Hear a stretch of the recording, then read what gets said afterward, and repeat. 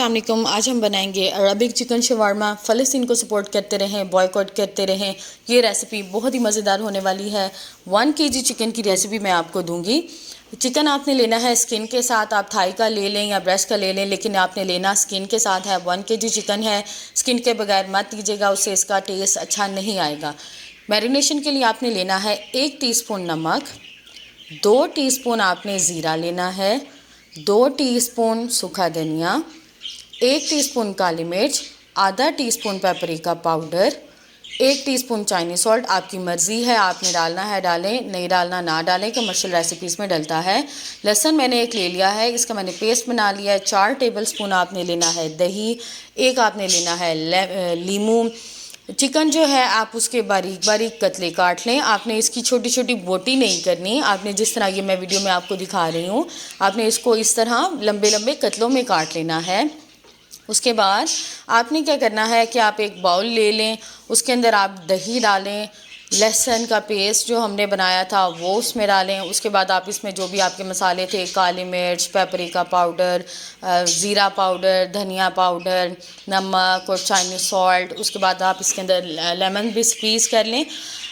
اس کو آپ اچھی طرح مکس کر لیں. جب بھی آپ کوئی میرینیشن, آپ نے کسی بھی چیز کی میرینیشن کرنی ہو, تو سب سے پہلے جتنے بھی آپ کے پاس ڈرائی جو مسالے ہیں آپ ان کو پہلے مکس کریں, پھر میرینیٹ کیا کریں اس کو, چکن یا جو بھی آپ نے میرینیشن کرنی ہے. 1 بائی 1 میں نے چکن کے قطلوں کو لے کے اس کو میرینیٹ کیا ہے, تاکہ مجھے بار بار اس کو فولڈ نہ کرنا پڑے, بار بار اس کو فولڈ کر کے اس کو زیادہ ٹائم نہ لگے مکس کرنے میں. اب آپ ایک پلاسٹک ریپ لے لیں. آپ کے پاس اگر پلاسٹک بیگ ہے جو گھر میں, آپ اس کو کٹنگ کر کے آپ اس کو فولڈ کر سکتے ہیں, جس طرح میں آپ کو آگے دکھاؤں گی.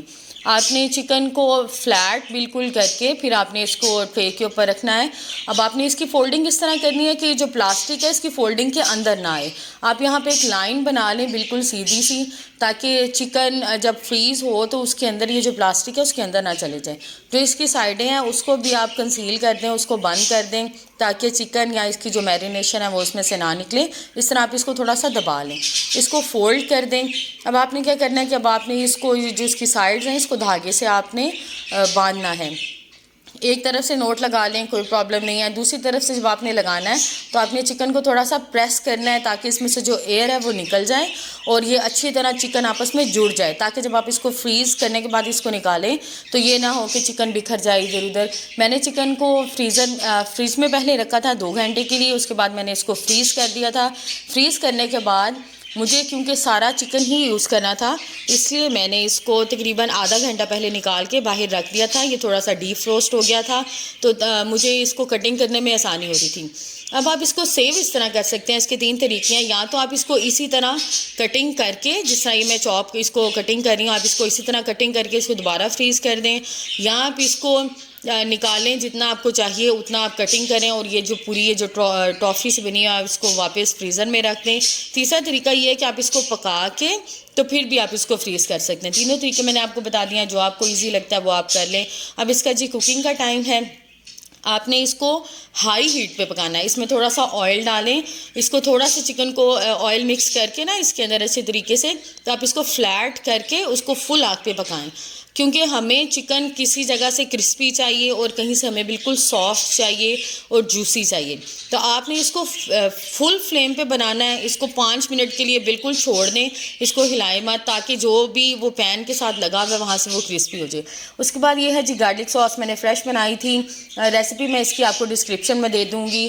میو, گارلک, نمک اور اس کے اندر کالی مرچ, لیموں ڈال کے آپ اس کو بنا سکتے ہیں. ریسیپی میں ڈسکرپشن میں لکھ دوں گی. یہ ہے فرائز جو آپ نے اس شاورما کے اندر ڈالیں گے. یہ جو چکن ہے, یہ جو آپ نے ابھی بنایا تھا, لیٹس, سلاد پتہ, آئس برگ, جو بھی کا آپ اس کو نام دیں. یہ ہے کھیرے. اس کی ریسیپی میں ڈسکرپشن باکس میں لکھ دوں گی. آپ نے اگر بنانا ہو تو آدھا کپ پانی, آدھا کپ سرکہ, 1 ٹی اسپون نمک, 1 ٹی اسپون ٹاٹری, اس کو کھیروں کو اس کے اندر بھگو کے 15-20 منٹ کے لیے چھوڑ دیں, تو آپ کے یہ جو اچار ہے سرکے والا یہ ریڈی ہو جائے گا. کوئی بھی آپ روٹی لے لیں, بریڈ لے لیں, جو آپ کا دل کرتا ہے, جو آپ کے پاس ایزیلی اویلیبل ہے وہ لے لیں. اس کے اوپر آپ گارلک ساس اسپریڈ کریں. یہ جو فرائز تھے وہ اس کے اوپر اسپریڈ کریں. چکن آپ کا جتنا دل کرے آپ اس کے اوپر چکن ڈالیں, کوئی مسئلہ نہیں ہے, دل کھول کے چکن ڈالیں. اب آپ اس کے اوپر یہ جو سلاد پتہ ہے یہ بھی ڈال دیں. اس کے بعد ہم ڈالیں گے یہ کھیرے. ریسیپی میں ساری ڈسکرپشن باکس میں لکھ دوں گی, کوئی پرابلم نہیں ہے. اس کے اوپر جو لاسٹ چیز ہم نے ڈالی ہے وہ گارلک ساس ہے. اگین فولڈنگ کو آپ دھیان سے دیکھ لیں, پہلے اس کو سائڈوں سے فولڈ کریں. آپ نے اس کی ایک پاکٹ بنانی ہے. آپ نے یہ جو جتنا بھی مٹیریل ہے آپ نے اس کو کنسیل کرنا ہے اس کے اندر, تاکہ جب آپ اس کو کٹنگ کریں تو یہ سارا مٹیریل بکھر نہ جائے, اس کے اندر باؤنڈ رہے, بالکل ایک دوسرے سے جڑ جائے.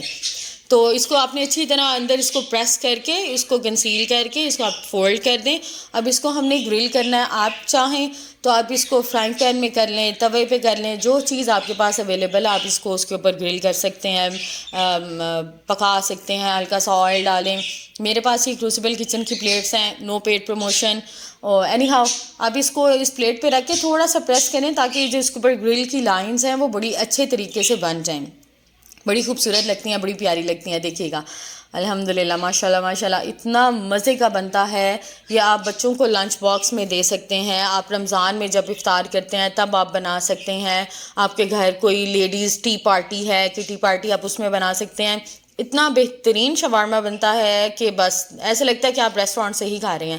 میرے چینل کو سبسکرائب کریں, لائک کریں, ضرور شیئر کریں, گارلک ساس لگائیں اور مزے سے کھائیں. اللہ حافظ.